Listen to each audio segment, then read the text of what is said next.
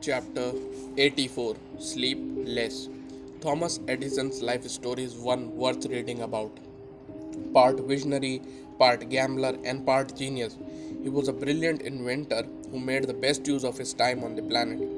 Though he had only 6 months of formal schooling, he had read such classics as The Decline and the Fall of Roman Empire by the time he was 8 and invented the phonograph, which captured sound on records by the time he was 30. A master of positive thinking, when someone asked why during his last years when he was almost totally deaf, he did not invent a hearing aid. He replied, "How much have you heard in the last 24 hours that you couldn't do without?" He then added with a smile, "A man who has to shout can never tell a lie." But what I remember the most about this special man, his rare ability to thrive on only 4 hours of sleep. Sleep is like a drug, he explained. Take too much at a time and it makes you dopey. You lose time, vitality, and opportunities. Most of us sleep far more than we need to.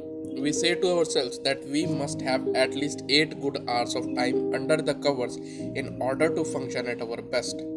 We cannot imagine getting by on less sleep and shudder at the very thought. Yet, as I wrote in an earlier lesson, it is not the quantity of sleep that is most important. What really counts is the quality and richness of your sleep. Just remember those times when everything in your life was working. You were thriving at the office, fulfilled in your relationships, and growing in your inner life. You were overflowing with energy and passionate about every minute of your days. If you are like most people, you will also recall that during these times you could get by on less sleep. As a matter of fact, there was so much to be excited about that you did not want to waste time by oversleeping. Now reflect on those times of your life when things were not going so well. Your job was exhausting, the people in your life were driving you crazy, and you had no time for yourself. During these times, you probably slept longer than usual.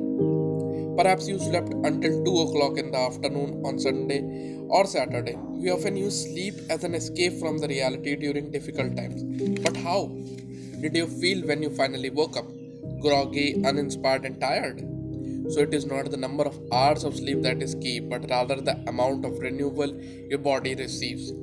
Strive for less time in bed, but a richer, deeper sleep. Understand that fatigue is often a mental creation that stems from doing things you do not like to do.